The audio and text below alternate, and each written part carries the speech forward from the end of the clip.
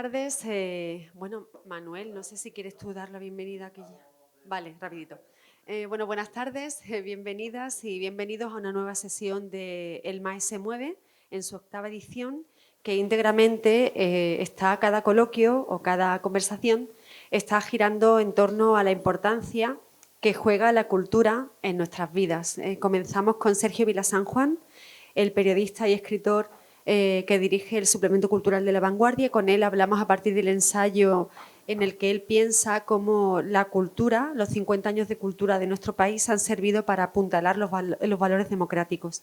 En junio, si no me falla la memoria, en mayo-junio, le tomó el relevo la conversación entre Pepe Lebrero, José Lebrero y Juan Antonio Vigar, dos grandes gestores, para hablar sobre, reflexionar sobre el papel que juegan los programadores, comisarios o gestores a la hora de contribuir a transformar las sociedades.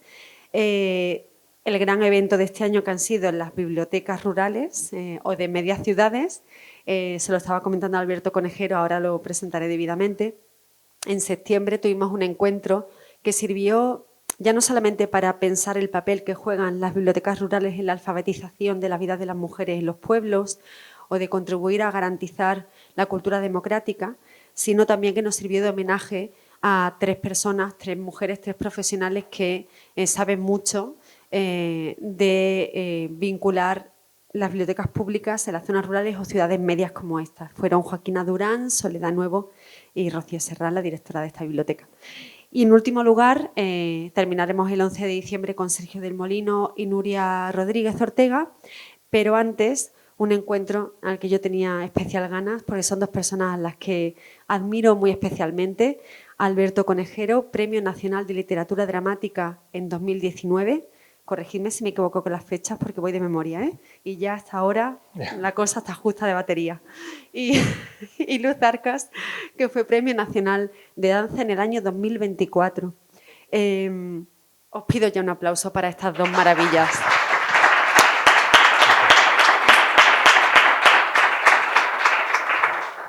Bueno, voy a leer un breve texto presentación que nos va a servir de marco o de punto de partida para la conversación. Yo creo que los 3 después iremos por otros derroteros, pero voy a leer. La cultura posibilita espacios de convivencia que son plurales, diversos y ante todo libres.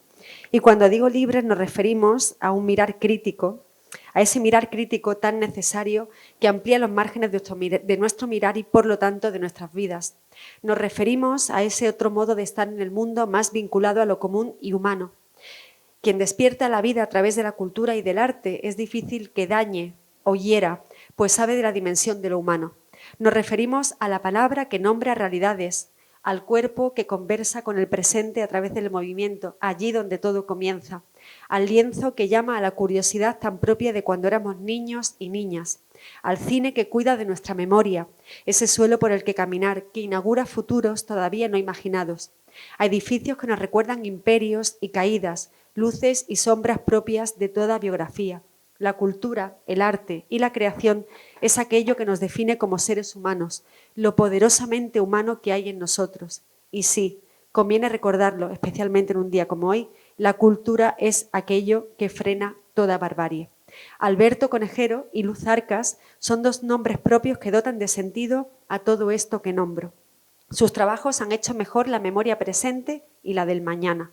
Nos han permitido comprender la necesidad de un cuerpo, ceremonias y rituales que habitan en nosotros, pero que quizá solo son cuando se danzan. Han sido mano tendida a la hora de explicar la importancia del respeto a otros, la importancia de las libertades ajenas. En realidad, nuestra libertad solo es libertad porque otro la tiene. Bienvenidos nuevamente. ¿Qué dice de nosotros la cultura? Y me da igual quien quiera empezar. Venga, Alberto, que tú y yo ya veníamos como adelante en el prólogo. Buenas tardes a todos y a todas. Lo primero, dar las gracias por la invitación y por la hospitalidad, y a todos ustedes por salir de sus casas una tarde algo desapacible de noviembre para sostener, con este viento, para sostener esta conversación.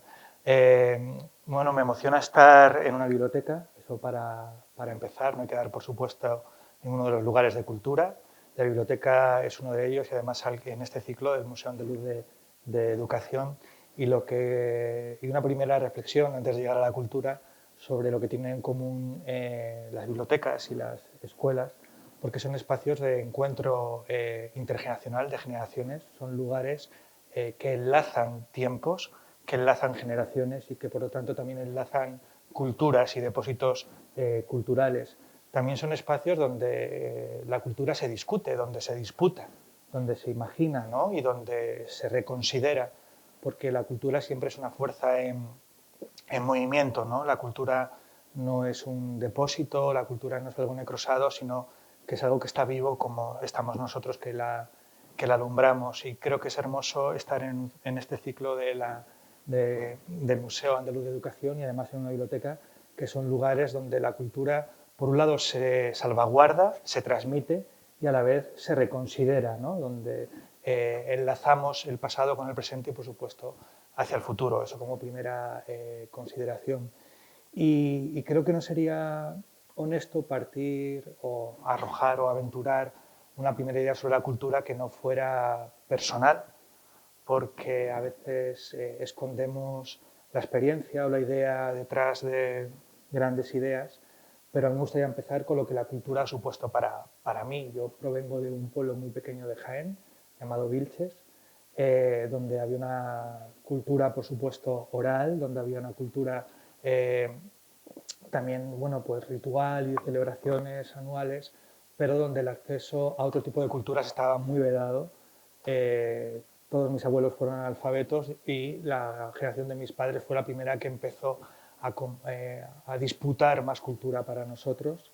Lo nombro porque sin la cultura yo hubiera tenido menos vida, hubiera tenido menos horizontes de imaginación y creo además que la cultura es una herencia, una victoria de las generaciones anteriores que no hay que dar por supuesta.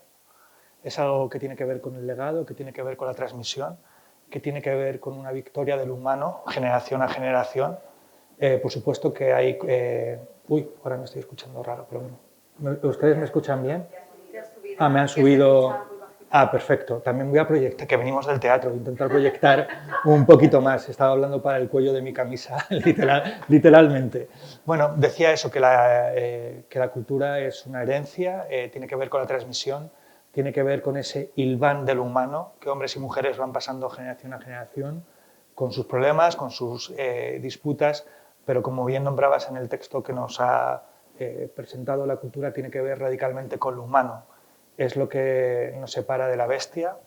Bueno, esto también se puede discutir un poquito, pero quizás lo discutimos. Pero sobre todo creo que es una victoria del espíritu, ¿no? La cultura nos asoma siempre al espíritu, nos hace trascender nuestra condición perecedera y nuestra condición de fuerza de producción o de consumo, ¿no? La cultura es una salvaguarda del humano y también, y ya cierro esta larga primera respuesta, perdón, no está ajena a los peligros y a las, con perdón, prostituciones. La cultura también puede ser humillada, puede ser derrotada, puede ser utilizada como un arma arrojadiza, puede ser propaganda, es decir, que cultura es un término muy, muy amplio, pero a mí me gusta quedarme como en el territorio de la cultura que yo siento que nos está salvando cada segundo. También eso hace la educación y hace la educación y hace la biblioteca. Están salvando saberes frente al incendio del tiempo o las maquinarias del olvido, ¿no? Pues, bueno, quizá esta es una primera consideración sobre esto que llamamos cultura, que yo creo que el plural está bien siempre, culturas.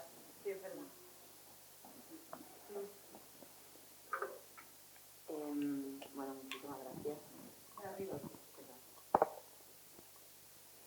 Ya, ¿no? Sí. Muchísimas gracias por la invitación. Estoy muy contenta de estar aquí y de compartir con vosotras esta conversación. Sí, me parece que, bueno, que cultura es un término muy, muy amplio, ¿no? Lleno de contradicciones, de matices, de diferentes objetivos, ¿no? Y bueno, pues todo ello encierra esa palabra. pero por sumarme quizá a la cultura que me interesa, ¿no? O a la forma de relación con la cultura que me interesa, para mí lo más importante, que estoy de acuerdo con que también me ha salvado de alguna manera la vida o me ha dado una orientación o me ha permitido desarrollarme y experimentar la vida de una manera mucho más amplia e imaginativa.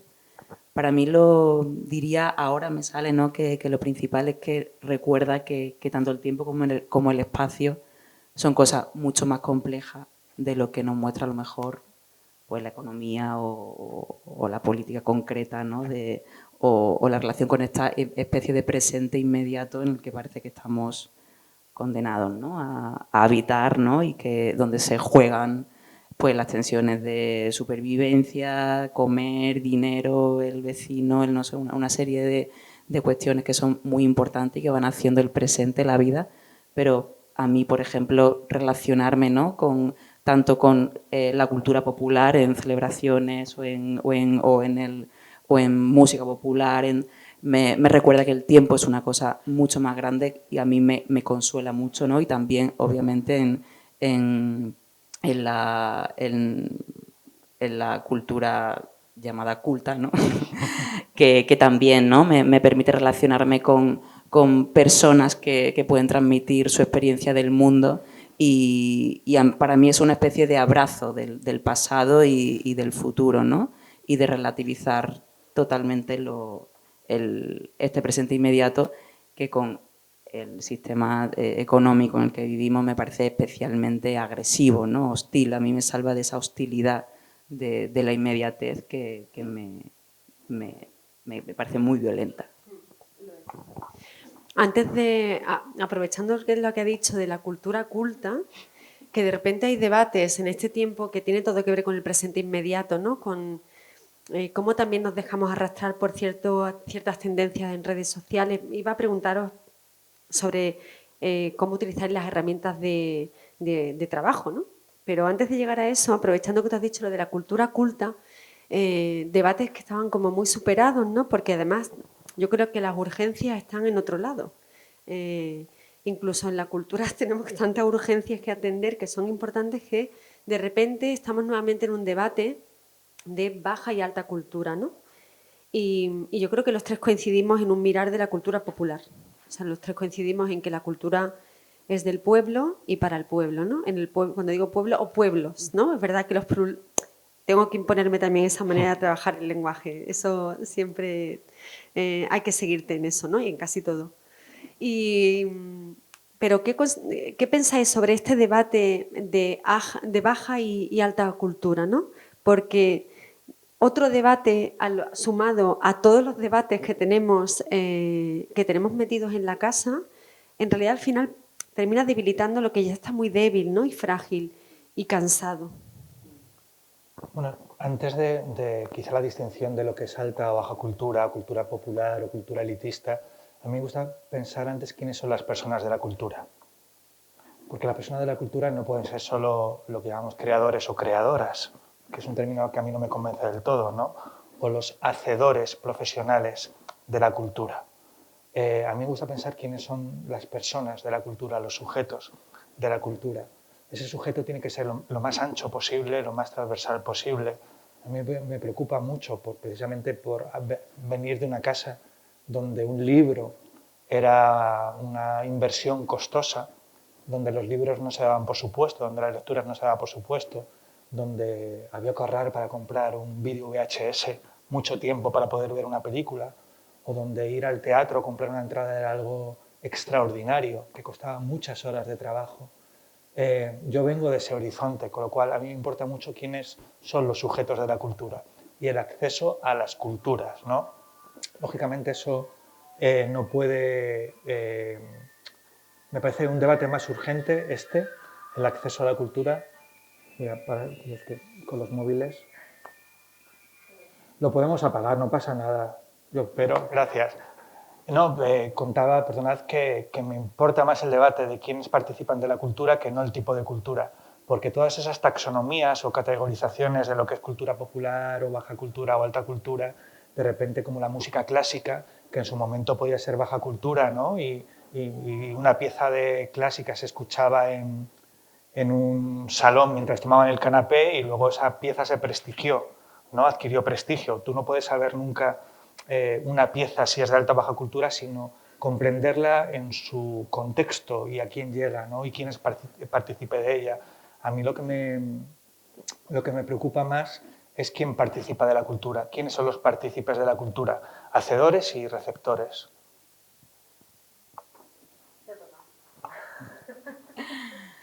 Sí, yo hace un poco tiempo reflexionaba desde el punto de vista de la danza, ¿no?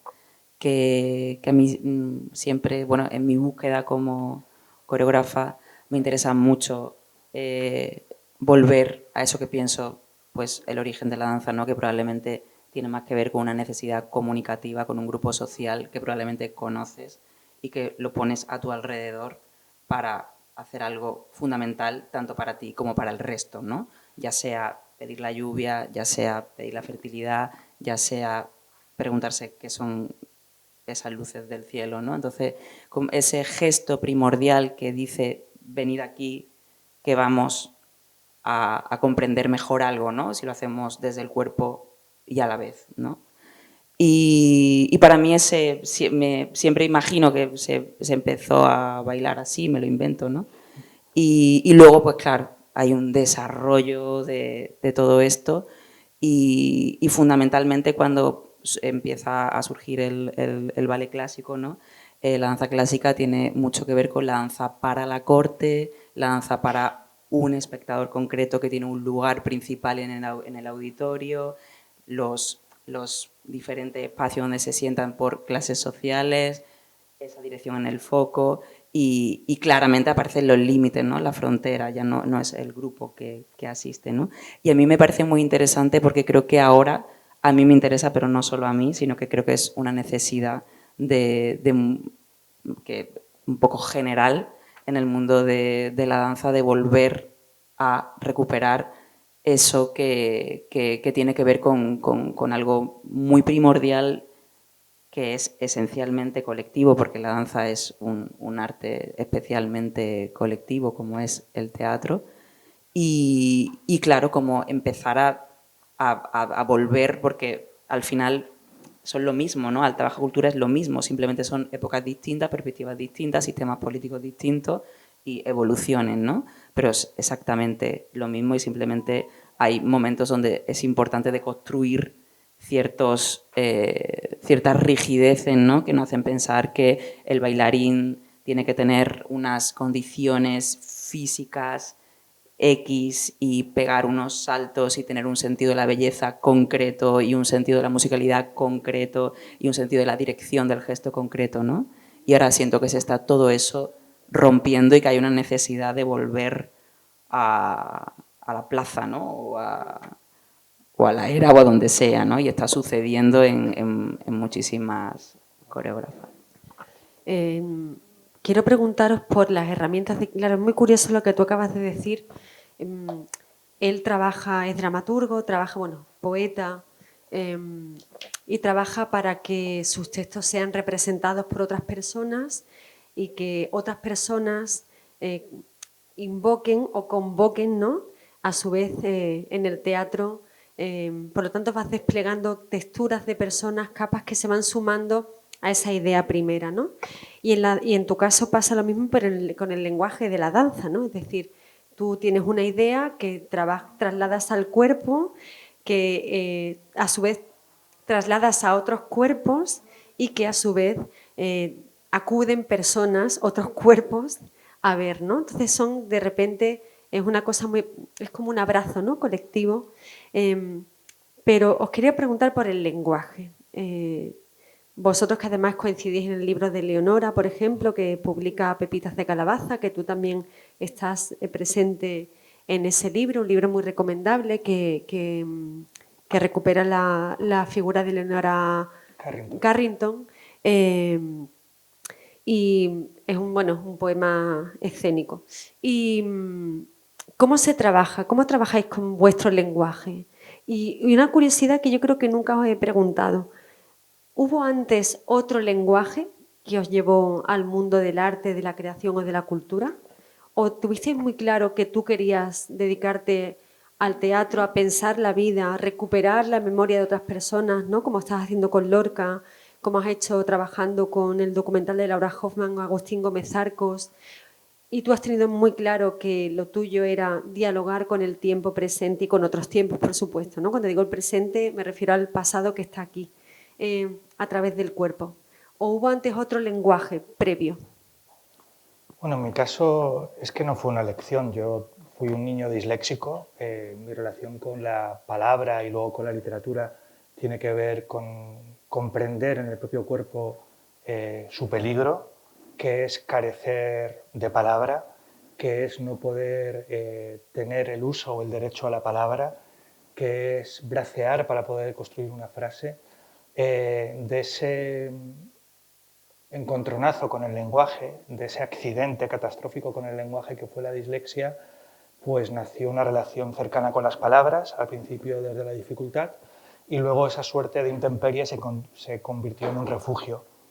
Yo llegué a la literatura a través de los poemas, de la poesía, gracias a dos ediciones de Ediciones La Torre, que me regalaron mis padres, porque tenía que hablar en voz alta y recitar poemas en voz alta con el logopeda. Entonces me regalaron Miguel Hernández para niños y Antonio Machado para niños. Dos ediciones preciosas y yo tenía Pegasos, lindos Pegasos, caballitos de madera, repetir una y otra vez el poema para poder pronunciar las R's, para ser capaz de hablar en voz alta. Y al principio tenía una relación hostil hasta que de repente dije, bueno, aquí hay un misterio, aquí hay una magia, yo quiero ser poeta. De muy chico, de muy niño, lo que también habla de mi condición de raro, claro, porque... y luego me ocurrió que a través de los poemas, pues empezó el gusto por la lectura, esa habitación de un barrio del extrarradio de Madrid, donde llegaron mis padres como migrantes desde Jaén, pues de repente la lectura multiplicó la estrechez de esa habitación y de repente pues yo era un capitán o era un pirata o era, yo qué sé, una aventurera en el Egipto del siglo XIX y de repente pues cayó Bodas de sangre en mi mano, de García Lorca. Yo no había leído teatro hasta entonces, literatura dramática hasta entonces, y a mí leyendo Bodas de sangre me sucede algo parecido al teatro, que no es todavía teatro, pero la literatura dramática ya tiene un presentimiento del teatro y un anhelo del teatro. Y dije, yo quiero hacer esto. Yo quiero hacer esto porque aquí hay poesía, aquí hay historia, aquí hay personajes. Y además el teatro, su firma siempre es colectiva. La persona del verbo del teatro es nosotros y nosotras. No puedes hacer teatro tú solo. Y por eso antes que un fenómeno estético es también un fenómeno ético, porque hay que hacerlo juntos y juntas. Y yo pensé, bueno, pues seguro que hay otros raros y raras por ahí que quieren hacer teatro conmigo. Y eso me obligaba a salir un poco de la soledad de la literatura a un encuentro, porque las artes vivas, el teatro y la danza siempre proponen un encuentro. Desde lugares distintos, pero siempre lo que provocan es un encuentro, su deseo es un encuentro. Un encuentro a través de personajes y textos, si lo hay, o a través del cuerpo, pero de luego no se produce las artes vivas, el teatro y la danza sin el encuentro. Yo tuve un alumno, sacerdote, en un curso de escritura, y le pregunté, fulanito, bueno, no fulanito, pero no digo el nombre porque, por si no quiere que lo nombre. Si tú haces misa, vas a oficiar la misa y no hay ningún feligrés, ¿tú puedes oficiar la misa? Me dijo, no, porque no hay comunión. Y yo pensé, pues este es mi oficio igual. Si no hay público, si no hay un encuentro, no se produce el teatro. Esa es su potencia y también su fragilidad, porque si suena un móvil o si alguien habla, como esto que tiene algo de situación teatral, ¿no? Porque estamos unos cuerpos encontrados con otro, la cosa se resiente.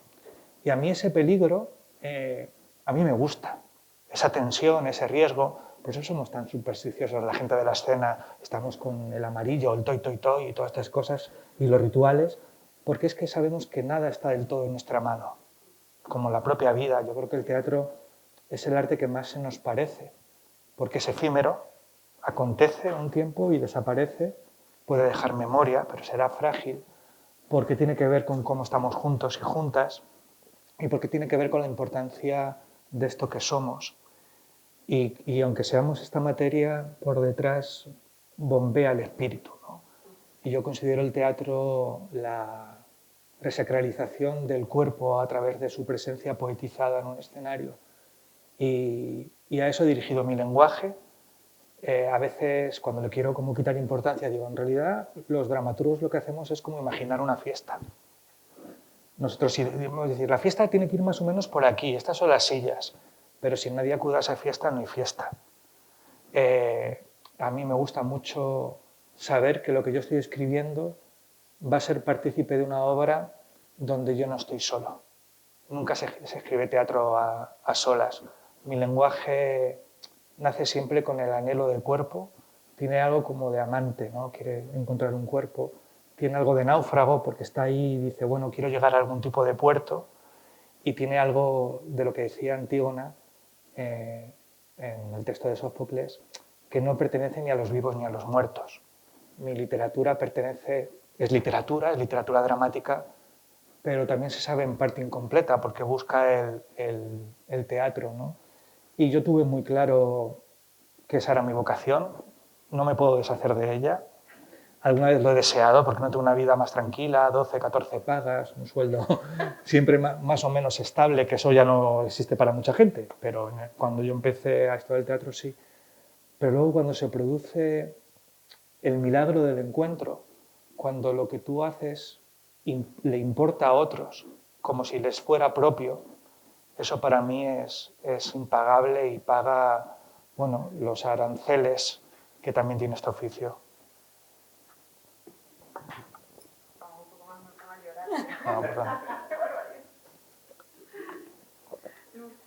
El rollo que soltaba, vamos, en 10 minutos. Pues, bueno, yo siento que es siempre, y ahora creo que más que nunca, cada vez que me enfrento a, pues a una nueva obra, a un nuevo concepto físico, cualquier cosa, es como volver a esa habitación de niña, ¿no? O sea, siento que en mi caso y cuando lo he podido hablar con otras artistas, o sea, como que empieza ahí. Para mí empieza en la melancolía infantil, ¿no? O sea, siempre es lo mismo, ¿no? Es ese momento de no entender nada, ¿no? Y de tener esa soledad pesada ahí y que la imaginación vaya encontrando las respuestas, ¿no? Entonces, cada vez que estoy en la sala de ensayo, vacía, es volver a conectar con esa nada, ¿no? Porque no se entiende nada con esa cantidad de incertidumbre, ¿no? Que genera esa melancolía imaginativa y creativa y que puede acabar teniendo muchas formas de energía muy diversa, no tiene por qué ser melancólica, pero sí siento que todo empieza ahí y que en mi caso ha sido ir encontrando de alguna manera la forma, ¿no? Y creo que estoy todavía en ello.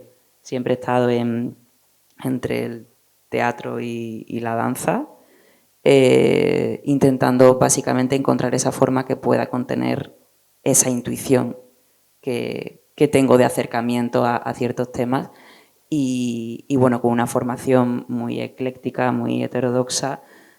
El cuerpo siempre ha estado en el centro, pero no he tenido una formación convencional de bailarina, ¿no? He estudiado dirección escénica en la RESAD, he tenido siempre un interés antropológico, ¿no? por diferentes culturas, rituales, situaciones, personas, ¿no? Entonces siento que con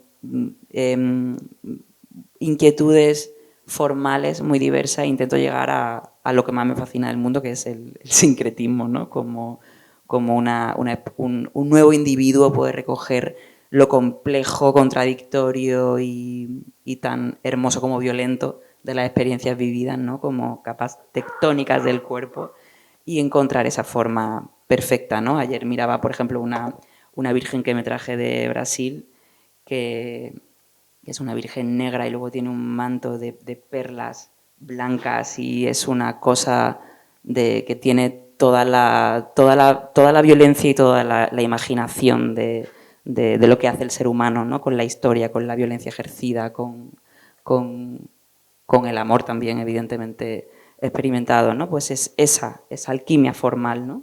Que en mi caso pasa por el cuerpo. Voy a aprovechar ahora que ella ha mencionado la importancia del cuerpo, que se lo comentaba ella por WhatsApp, no sé si ayer o anteayer. Os recomiendo escuchar el Centro La Madraza, el Centro de Cultura Contemporánea de la Universidad de Granada. Hay un podcast muy interesante entre ella y Pedro Ordóñez, que es la persona que lleva todas las culturas, los saberes flamencos, ¿no? Los saberes populares, me parece. Pedro, bueno, ponéis La Madraza, Luzarcas y aparece el podcast, merece muchísimo la pena escuchar toda la reflexión que ella hace a partir del cuerpo, la danza, el movimiento, ¿no? Lo escuché 2 veces, tomaba notas, ¿no? Porque muy interesante, ¿no? La reflexión que hacía sobre qué fue antes el cuerpo, el movimiento, ¿no? La realidad, bueno, lo dejo ahí para quienes guste la danza o no, hay que escucharla. Hablemos de ahora de un tema muy peliagudo, ¿no? Yo también en la presentación decía que, bueno, quien habita o quien desperta la vida a través de la cultura no hiere, ¿no? No causa dolor, no hiere, al menos de manera deliberada, ¿no? Y tú decías que, bueno, que es aquello que también nos diferencia de las bestias. Y hemos hecho todos así, ¿no? Sí, Hemos movido un poquito el cuello diciendo cuidado. Hablemos de las ideas, que siempre es un tema incómodo, peliagudo, resbaladizo, quebradizo, y todo eso en este tiempo de inmediatez, de ausencia de atención, de concentración, de querer estar en la conversación pública a cualquier precio. Da igual si sabes o no, pero hay que estar en la conversación pública, ¿no? Entonces, de repente están las ideas que están, si la cultura está como está, las ideas están bastante maltrechas. Frente a esto vivimos un tiempo en el que todo tiene que estar homogeneizado, es decir, lo mejor es que todos pensemos lo mismo, aunque lo manifestemos de maneras diferentes, pero todo va a ser menos doloroso si pensamos lo mismo. Entonces, con todo esto, este magma, ¿dónde están las ideas? Y es posible trabajar las ideas, porque además yo creo que en vuestros campos, muy especialmente, es donde cobran más sentido que nunca. Es decir, es posible trabajar de manera crítica y libre una idea a través del cuerpo hoy en día y ya en la dramaturgia, es decir, todo esto se dispara, ¿no? Bueno, yo creo que una de las tareas de la cultura y de su hermana la educación es habilitar espacios de disenso gentil o de disenso amable, una diferencia amable. Es decir, habilitar espacios donde la disputa de las ideas tenga cortesía. Sé que parece una palabra caduca, ¿no? E incluso cursi, pero yo defiendo la amabilidad. La amabilidad cuando toca ser amable. Y me refiero a la capacidad que tenemos de escuchar la otredad, de cohabitar con la otredad, con los que y las que tienen ideas que no nos pertenecen o con las que disentimos. Y creo que es muy peligroso un mundo en el que se están destruyendo los espacios de disenso gentil. La ficción es uno de ellos. En cuanto a la ficción, el teatro, las artes vivas, nos permite la imaginación moral, ¿no? A veces extrema, es decir, bueno, yo veo Yerma de García Lorca y soy capaz de conmoverme con la historia de una mujer que acaba asesinando a su marido porque no le da hijos.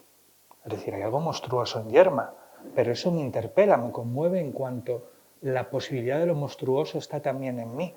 Eso no quiere decir justificarlo, eso no quiere decir hacer apología, sino comprender que en cada vida están todas las posibilidades de vida humana, que en mí habita el santo, el demonio, el buen hijo, el mal hijo, el buen ciudadano, todas esas posibilidades están dentro de mí y que la cultura y la educación a cada paso va tratando de controlar, de guiar esa fuerza hacia lugares de luz. Así lo comprendo yo, que eso se puede volver lo contrario en cualquier momento, como desgraciadamente la historia nos muestra una y otra vez cómo la fuerza a veces va a lugares oscuros. A mí me importa mucho la desaparición de los espacios de disenso gentil. Precisamente la gente del teatro creo que tenemos cierta elasticidad a convivir con ideas diferentes en cuanto son artes colectivos y hay que sumar imaginarios. Entonces, pues tú piensas una cosa, pero tu escenógrafa piensa otra cosa, quien hace las luces piensa otra cosa, la música piensa, ¿no? Y tienes que tratar como de conciliar. Y además los espectadores, cada uno piensa su cosa. Además, estamos muy claro, y la obra que a ti te importa a lo mejor no se produce ese encuentro. Creo que estamos acostumbrados a la mirada crítica, al disenso. Yo creo que a mí las ideas que más me importan no son las que yo lanzo en las obras de teatro a través de los personajes, sino las que se generan en los espectadores. A mí me importa que los espectadores se vayan de mis obras con sus ideas agitadas y ojalá con más deseo de más ideas. No, yo no comprendo el teatro como un lugar de adoctrinamiento, sino de disputa y de querella poética de lo que somos. Pero es verdad que estamos en un momento muy crítico en cuanto a la ficción es observada como una expresión servil de lo real, de lo político. A mí eso no me interesa. Es decir, yo respeto mucho la política y comprendo su dificultad, pero yo creo que la política tiene que tener sus cauces y el teatro es un lugar que siempre va a ser político en cuanto es un arte del presente. Sucede siempre en presente y dialoga con su... Por eso es un arte que ha sido perseguido, que ha sido censurado, que ha sido desterrado. Por supuesto que el teatro tiene que tener una dimensión política porque pertenece a la polis, a la ciudad. Lo que no tiene que ser es partidario o partidista. Yo creo que el espectador reconoce muy bien cuando la obra propone una disputa humanista o cuando hay una propaganda partidista. Lo dice alguien que se ha ocupado de la memoria histórica, alguien que se ha ocupado de la diversidad sexoafectiva, es decir, que mis obras no han estado ajenas a debates muy encendidos de nuestra democracia. Yo nací en el 78, creo que mi trayectoria en parte ya cercana a los 50 años también pues, refleja lo que ha sido este país, una educación pública que permite que el nieto de un pastor de ovejas acabe siendo Premio Nacional de Literatura Dramática. No sé si eso sigue tan activo, ese ascensor, como estaba. No, me lo pregunto, ¿no? El valor de la educación, el valor de crecer en una democracia donde las ideas, el disenso es importante.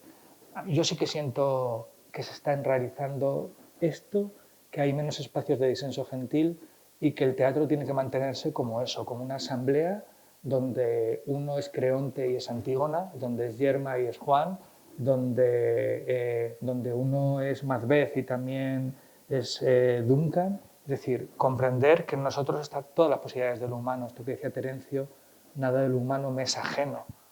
Y yo cuido mucho de tener amigos y amigas con los que tengo distancia de pensamiento. Una distancia que sea salvable.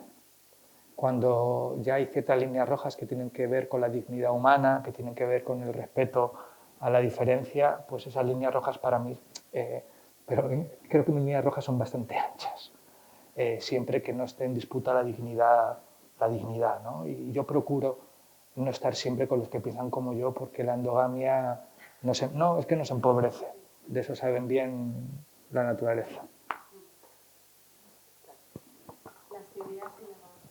¿En qué momento se encuentran? ¿Es posible? ¿Tú notas que, bueno, que es un buen momento para transmitir con las coreografías, con el cuerpo, lo que piensas? A ver si la puedo responder. Para mí como trabajo en mis piezas siempre intento que precisamente todas esas contradicciones, todo eso que se escapa a la razón, que se escapa al discurso, que se escapa a muchas cosas que nos gustaría atrapar pero que no se pueden atrapar, son las que me interesan desde el movimiento. Evidentemente hay ideas, ¿no? Hay ideas, pero en la jerarquía de inspiraciones que generan una obra no están arriba en esa jerarquía, ¿no? Mi relación con los materiales también es muy intuitiva, en el sentido de que a lo mejor pues la última pieza, Tierras Raras, ¿no? que escoge un tema que aparentemente está pues eso, en el punto de mira ahora geopolítico, pues me interesa por el propio sintagma, se dice, ¿no? tierra rara por lo que significa sin ese referente, ¿no? Por lo que metafóricamente puede ser una tierra rara, quizá un cementerio, quizá un lugar donde sea, no sé, que sea expoliado, no lo sé, ¿no? Pero mi relación con los materiales pues es mucho más musical, intuitiva, de texturas. Pues en esa pieza de repente sentía que tenía que haber plástico y evidentemente el plástico está cargado de ideas, ¿no? Cojo diferentes músicas del sur del Mediterráneo, ¿no? Y evidentemente hay ideas en escoger esa música, pero en mi relación es de cuerpo a cuerpo, también con los materiales y también con las ideas. Bueno, ha llegado vuestro turno. Yo tengo más preguntas, pero seguramente con todo lo que han comentado... Claro, estaba pensando, tu relación es... Claro, no racional y eso es muy interesante. Es que me queda pensando en lo que ha dicho. Bueno, que es vuestro turno. Seguramente queréis preguntarle algo a Alberto o a Luz. Luz, Alberto, tanto monta, monta tanto. Así que os toca. Antonio, estaba susurrando algo ahí bajito.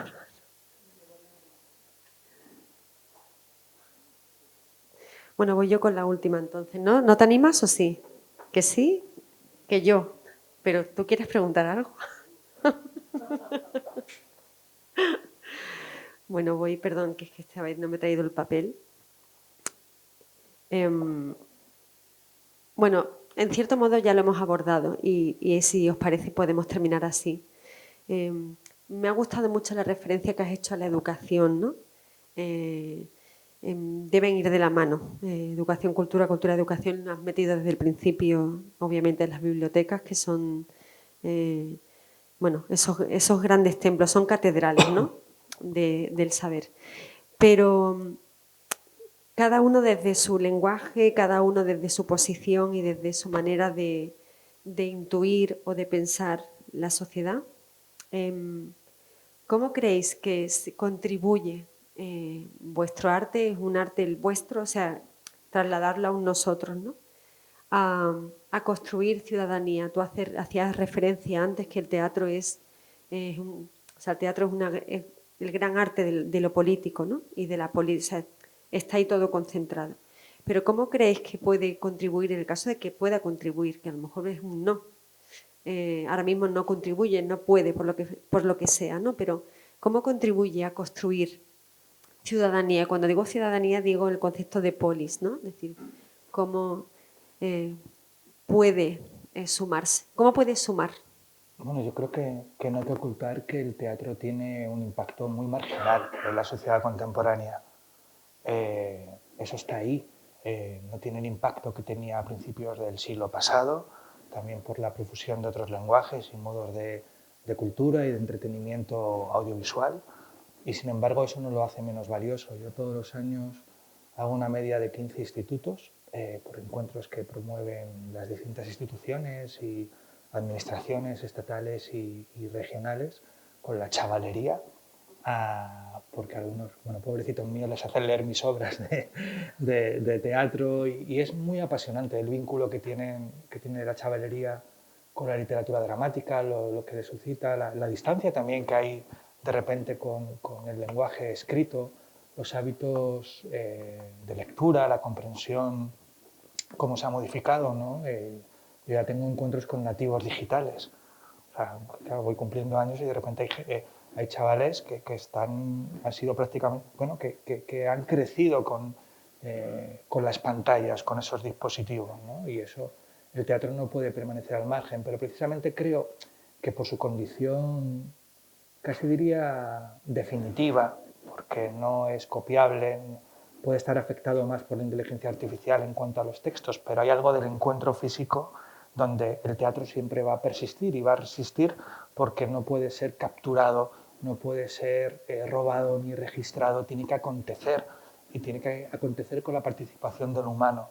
En este sentido, cuando yo me encuentro con la chavalería, a veces observo esa distancia y yo les comunico lo que ha sido mi vida, lo que a mí el teatro me ha entregado. Si a mí el teatro me ha cambiado la vida, pues yo no soy nadie especial, se lo puede cambiar a otras personas. También por el asunto de mis obras, Yo participo de muchos encuentros con el público. Por ejemplo, le dediqué una obra a un maestro asesinado en el inicio de nuestra guerra civil, Antonio Benalles, que aquí se pudo ver solamente en Málaga, en el Teatro Ciudad de Marbella. Y esa obra teníamos encuentros, ¿no?, con la comunidad educativa. Para mí es fundamental pensar, por ejemplo, que la comunidad educativa no es solo la gente que está en las escuelas o en los institutos, somos todos. Seríamos un país mejor si todos comprendiéramos que la educación es un asunto de todos, no solo de los profesionales de la comunidad educativa, ¿no? Y igual la cultura. A mí cuando me desespera y me interpela cuando la gente cree que la cultura es un asunto de otros, cuando la cultura tiene que ser un asunto de país y debería haber acuerdos entre todos los partidos políticos porque de acceso a la cultura como bien universal y como un garante de ciudadanía. Yo me acuerdo de la pandemia, cuando a veces había como comportamientos insolidarios, dice, bueno, si es que si no cultivamos la empatía, la bondad, comprender que nadie se salva solo, que dependemos los unos de los otros. La cultura nos recuerda una y otra vez que dependemos los unos de los otros, para bien y para mal, que si nos caemos juntas, y si nos salvamos también juntas. La cultura es una cuestión de vínculo. La cultura vincula, ¿no? Y yo sí que siento que la cultura debería estar en el centro de cualquier país que considerase que quisiera de sus ciudadanos y ciudadanos con espíritu crítico, también utópico, constructivo, y ciudadanos también con un sentido de la bondad y de la empatía, porque es muy desesperante cuando la gente cree que la cultura no le pertenece. Yo vengo de una familia que ha peleado y se ha dejado la espalda, literalmente, para que yo accediese a la cultura. ¿En qué momento eso se ha roto? ¿En qué momento se está instaurando un desprecio, ¿no?, a los saberes, a la propia inteligencia vista como una amenaza, o esa idea de la intelectualidad, ¿no? Si se trata de que tú tengas más lenguaje para evitar más vida, para defenderte ante quien te quiere oprimir o engañar en las condiciones de trabajo, para que disfrutes más, para que ames más. Para mí el lenguaje ha sido una pértiga siempre, no ha sido un cepo. Y trato de transmitirle eso a la chavalería, ¿no? Y decirle, bueno, yo hubiera vivido mucho menos, hubiera viajado mucho menos, hubiera gozado mucho menos de no estar atravesado de cultura. ¿Por qué tú no? ¿Quién te ha hecho creer que el teatro no te pertenece o que no te pertenece la danza? Sería muy triste, y con esto cierro, pensar que el teatro es un asunto solo de los profesionales del teatro o que solo pueden bailar los profesionales del baile, ¿no? Yo quiero una sociedad donde la gente baile y cante y haga teatro y se conmueva ante un poema, tenga la forma que tenga, ¿no? Me da igual si la historia es un videojuego o es un cómic o es una canción que cantan 40.000 personas al unísono, pero con menos cultura, menos vínculo, y con menos vínculo, menos futuro, o menos futuro o un futuro muchísimo menos amable y más despiadado, ¿no? La religión nos liga, es cultura, la educación nos liga, es cultura, todo eso que cuida de los vínculos que no pueden ser solo los del comercio, que no pueden ser solo estos, ¿no?, que tiene que ver con esto que dice, siento haber olvidado el nombre de la antropóloga, lo lamento mucho, luego haremos un Google, cuando alguien dijo, no, la primera huella de cultura es de repente cuando se descubrió el esqueleto de un individuo que tenía el fémur roto, pero se reparó, se cuidó de alguien para no dejarlo atrás. Eso es lo que nos hace, ¿no? El no dejar atrás. La cultura, yo creo que una cultura bien orientada es la que no quiere dejar atrás a nadie, y ojalá mi país tuviera la cultura como uno de sus estandartes.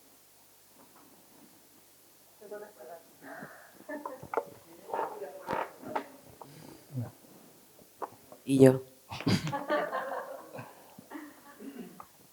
Bueno, estoy totalmente de acuerdo con todo lo que ha dicho Alberto, pero por matizar un poco, yo creo que tanto a ti como a mí nos pasa que, bueno, a lo mejor no es un arte de masas, ¿no? Pero yo tengo la experiencia en cada obra o cuando doy un taller o en cada clase que hay gente que lo necesita mucho, mucho.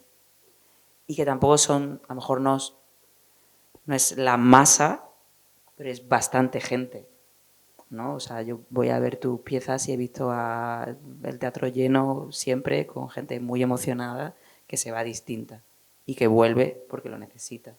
Y en mis piezas de danza también lo experimento, gente que te da las gracias y que se siente más acompañada después de esa experiencia, gente que te dice mi experiencia del cuerpo es distinta desde ver esta obra o desde que han podido ir a un taller, ¿no? Y me pasa a mí, le pasa a otras piezas y otras coreógrafas y otras artistas, ¿no? Yo creo que las artes vivas en general están en un momento paradójicamente muy bueno, porque la gente que las necesita más que nunca, ¿no? O sea, cuando de repente alguien tiene que apagar el móvil y sentarse 1 hora, 2 horas y mirar y entrar en un tiempo propuesto por unos cuerpos presentes, está haciendo un acto de resistencia ya y lo sabe, ¿no? Y lo sabe, lo vive y cuando se levanta distinta. Evidentemente mucha gente se levanta aburrida y se quiere ir corriendo y no vuelve más, también se da. Pero se da mucha gente que lo vive como un espacio sagrado y necesario y que vuelve, ¿no? Y nos ha pasado gente que te da la gracia porque su vida es mejor, ¿no? Y para mí eso es por lo que merece la pena absolutamente todo lo que hay detrás negativo. Bueno, y que genera comunidad, que son muy bonitos, formar parte de algo, ¿no? Que va más allá de uno. Eso es precioso. Totalmente. Bueno, pues...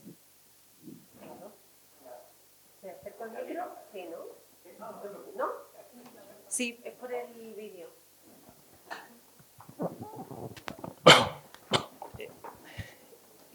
Veo mucha gente últimamente en el mundo de la cultura muy preocupada, no sé cómo ahora lo que comentáis, en torno a toda la irrupción de la tecnología con la inteligencia artificial. No sé cómo os imagináis, no sé si estáis preocupados, cómo os imagináis dentro de 10, de 15 años, de 20 años, esa relación entre la tecnología y las artes vivas, ¿no? Como puede ser la danza o el teatro. A mí no me preocupa mucho la tecnología para esto. O sea, me parece que siempre va, o sea, no tengo, a lo mejor me lo invento y soy demasiado optimista, pero siempre la gente va a necesitar ir a ver un cuerpo moverse y alguien que le diga unas palabras en vivo, ¿no? Me preocupa la tecnología por otras cuestiones. Peores. Bueno, peores, pero bueno, lo que me preocupa de la tecnología no es lo que me amenaza a mí como artista, porque creo que estamos a salvo. Además, eso, creo que lo hace todavía más importante y eso, ¿no? Como que siempre estamos pensando en la gente que no viene en vez de pensar en los que vienen, ¿no? Que también son muchos, ¿no? Que ahora hay una locura con el éxito masivo, ¿no? Pero eso a lo mejor no es muy reciente. O sea, los artistas han estado siempre más solos que la una. Es que es verdad, han estado más solos que la una toda la vida. No sé por qué ahora de repente parece que ser artista es triunfar. Es que nunca ha sido así. A lo mejor ha pasado a uno, a dos, o sea, pero aún así el artista que triunfó pasó muchísimas penurias, ¿no? Y ha habido vidas muy desgraciadas, ¿no? Y no se comprende por qué se sigue ahí. Es algo, pues la vocación, el misterio, el milagro, el algo que hay ahí que te hace mantenerte ahí. Pero para mí, arte y éxito son dos líneas que no tienen nada que ver y que ojalá tenga mucho éxito y gane dinero y pueda vivir muy bien. Pero no dirá eso que mi arte es mejor. O sea, si yo triunfo, mi arte no será mejor por eso. Bueno, la respuesta es parecida. Mi respuesta como ciudadano sería de preocupación en cuanto a la inteligencia artificial ahora es extractivista, se nutre del trabajo de hombres y mujeres, de la creación, sin ningún tipo de regulación. Creo que es sobre todo que no ha habido una regulación de una herramienta que ha avanzado muy rápido sin ningún tipo de control, porque si la inteligencia artificial se está nutriendo de los textos que están sujetos a derechos de autor, pues quizá ahí tendría que haber habido unos impuestos y un cuidado que no se ha llegado. También me preocupa la relación con la verdad y la realidad que la inteligencia artificial puede lanzar, no tanto en mi campo de trabajo, pero ayer me enviaron, mira esta foto de Miguel Hernández y García Lorca. No era verdad, era una inteligencia artificial, con lo cual la gente no solo va a desconfiar de las imágenes del presente, sino las del pasado. Ya no sabremos, ¿no?, esto es inquietante y eso me preocupa como ciudadano. Eso a mí me... Y no, o que de repente un loco o una loca haga un vídeo tan certero de un político, yo qué sé, de alguien declarando la Tercera Guerra Mundial y los mercados enloquezcan. Yo qué sé, los mercados o los... Sí, o algo peor que pasa en la adolescencia también, ¿no? Que Sí. cojan y hagan con inteligencia artificial un vídeo de una... Un desnudo, es decir, eso... No hace falta Claro, que sea eso un está ocurriendo presidente. y eso me importa como ciudadano y como pensador en mi pequeñito arte donde convocamos a 200, 300 o 400. Yo creo que hay algo que tiene que ver con el aura que se percibe aún. Porque yo lo he hecho, lo voy a confesar. Yo me he metido en la inteligencia artificial, le he dicho, escríbeme una escena como si fueras Alberto Conejero. A ver qué me escribe. O sea, yo he participado un poco de eso, lo tengo que confesar. Y siempre es como el cliché o el detritus. Hay algo que tiene que ver con el aura, con la participación del humano, que creo que Luz y yo estamos ahí, que nuestro trabajo tiene que ver con lo radicalmente humano, con el cuerpo, con el espíritu poético, que la inteligencia artificial no puede participar de eso. Eso no quiere decir que vayamos a estar a salvo como personas. En cuanto a nuestras familias, pienso por ejemplo en los músicos, que ahí sí que hay algo, bueno, pues la SGAE te envía el año que viene 25% menos de ingreso por la inteligencia artificial. Pero es que creo que los estados van tarde en la regulación de la inteligencia artificial, y sobre todo en la relación con la verdad, con el respeto del cuerpo, esto de poder desnudar a alguien y que llegue a un instituto esa imagen, ¿no? Veremos una crisis que quizá de Internet ya no sea un lugar fiable de información, con lo cual ahí estarán los teatros, para mostrar algo que es verdadero. Yo soy muy optimista con esto. Yo creo que esto va a remar a favor. No ahora, ni dentro de 5 años, pero como no, si no se regula, todo se va a poner tan... El micro. Perdón. Mira. Bueno, o cogen de luz. Pero Cristina, es que hablamos, por ejemplo, el otro día me hicieron una entrevista por teléfono y de repente la entrevista se publica, la leo y digo, pues esto no lo he dicho yo. Claro. Y empiezo a leer y digo, lo han pasado por un programa de inteligencia artificial. Claro. Y llamo al periodista, me dice, no, lo que he hecho es transcribirlo y con Claro. esto... Digo, sí, pero es que Sí, esto pero yo es no que lo no he lo dicho. has dicho. Sí. Es que yo no... Claro, eran las respuestas además como adornadas, como el cliché mío, que el cliché mío es insoportable porque es muy pedante. Entonces era como, Dios mío, caballero, ¿usted puede transcribir lo que yo he dicho? Claro. Es que estamos en eso, ¿no? Y no quiero pensar, bueno, sí que lo pienso continuamente, porque tengo un montón de amigos maestros y maestras con los trabajos en las escuelas, que por otro lado, si volvemos a que hay que hacer los trabajos en el aula, a mí no me parece mal. Quiero decir que habrá catástrofes que traiga esto, que nos hagan volver a un mundo mucho más de cercanía, de inmediatez, y decir, mire, usted no me haga un trabajo en su casa, usted lo hace aquí Sí. conmigo. Sí, sí, sí. Sí, bueno, yo quería preguntarle, especialmente a Alberto, porque he tenido alguna experiencia relativa a esto. Estamos en un ciclo que está relacionado con la educación, ¿no? Entonces, me gustaría preguntarte, Alberto, el vínculo entre el autor y el público, la herramienta, el medio en el que llega tu mensaje a la gente son los actores y actrices. Durante muchos años, sobre todo en los años 70, los años 80, aparecieron muchos grupos donde jóvenes, chicos y chicas aprendíamos a hacer teatro, ¿no? Aquí en Málaga hubo algunos y yo tuve alguna experiencia con ellos. Y entonces, en esos grupos de teatro aprendíamos muchas cosas, ¿no? Aprendíamos a relacionarte con el otro, a respetar los tiempos cuando hacías una obra, a aprenderte unos textos que después te iban a enriquecer personalmente, a vocalizar, a transmitir, a hablar en público. ¿Piensas que eso existe todavía o que hemos perdido la sociedad actual con respecto de esos grupos de los años 70, los años 80, grupos como el de Rubio Argüelles, que había aquí en Málaga, donde salió nuestro amigo Antonio? Y ¿sigue existiendo eso o tú, que trabajas con muchos actores y actrices, ves que flojean en esas capacidades que han tenido generaciones precedentes, por la educación, que había asignaturas incluso durante muchos años que hacían teatro? Bueno, yo creo que aquí su pregunta me importa mucho y la respuesta quizás sería muy extensa, pero voy a intentar ser sintético. creo que también interpela el trabajo de Luz. Creo, en primer lugar, qué papel se da a las humanidades en la educación, que está en franco acoso y retirada. Me refiero a las humanidades desde el latín y el griego, todo esto que no es claramente instrumentalizable. También, por supuesto, a la música, a la danza, al teatro, que debería, yo creo que los científicos tienen que bailar y hacer teatro. Lo digo de corazón, para tener herramientas de imaginación. O sea, que esto no pertenece a los de letras, debería ser destrezas o habilidades o experiencias transversales más allá de esa división antigua entre humanidades y ciencias. Aquí debo ser optimista o hacer algo con el pesimismo propositivo, porque en mi visita a los institutos yo sí me encuentro muchos grupos de teatro y profesores y profesoras que sacan tiempo de toda esa burocratización terrible donde se ha metido la secundaria, y lo digo así, bueno, que es horrible el tiempo que pasa. Hay una profesora... Sí, sí. Yo soy profesora de lengua castellana y literatura y lo que tenemos es, estamos subyugados a los currículums y no tenemos tiempo para hacer teatro, que es lo que deberíamos hacer. Y como no se le ve esa utilidad de la que acaban de hablar al latín, al griego, a la música, pues tenemos esta sociedad deshumanizada y totalmente...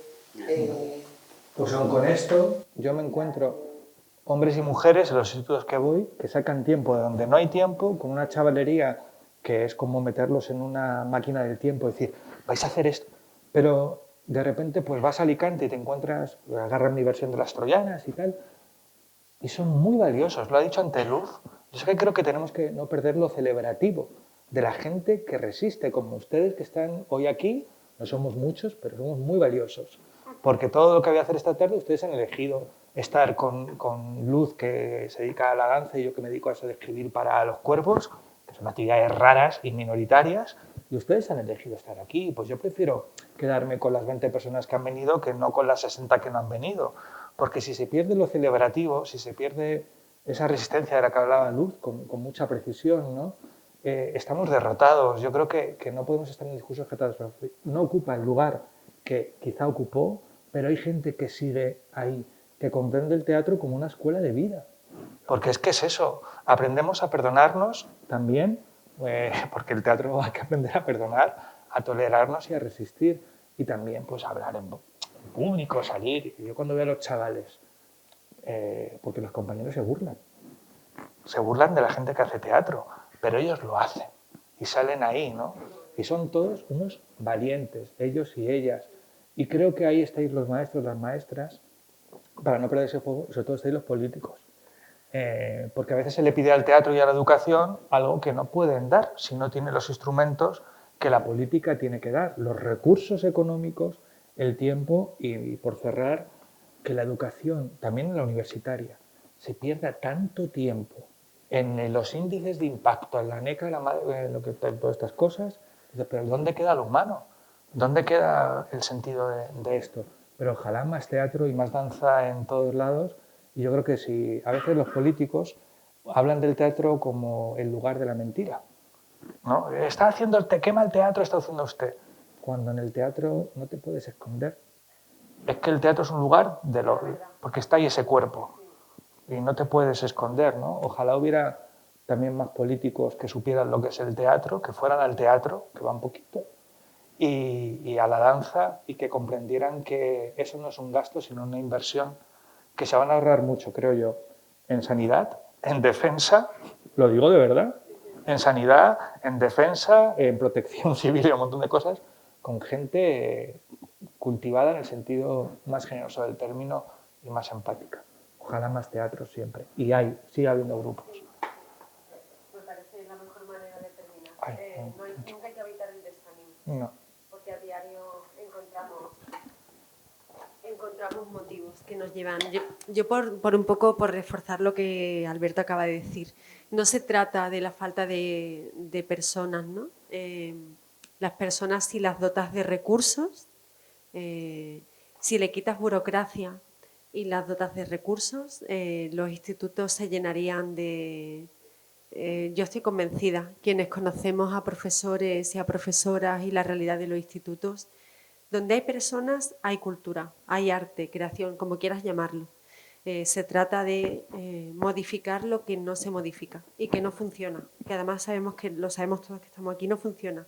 El sistema sobre el que caminamos no funciona. Hay que cambiarlo. Y confiemos en que esto se cambiará. Yo estoy también convencida. No me resisto nunca a la esperanza. Zambranianos que somos, que veníamos hablando de María Zambrano. Bueno, yo creo que hemos sido pocos, pero muy bien avenidos. Muchísimas gracias por la generosidad, por compartir tanto entusiasmo. A Luz Arcas, a Alberto Conejero, os pido un aplauso para ellos, por favor.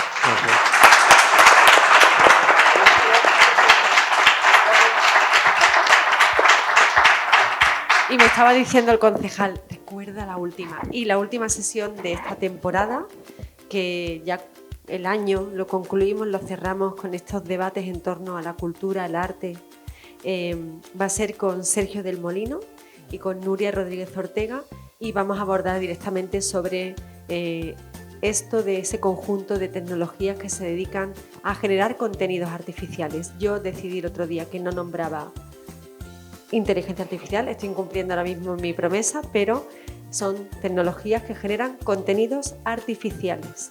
La inteligencia es algo nuestro, no de la máquina. Así que os esperamos el 11 de diciembre. Muchísimas gracias.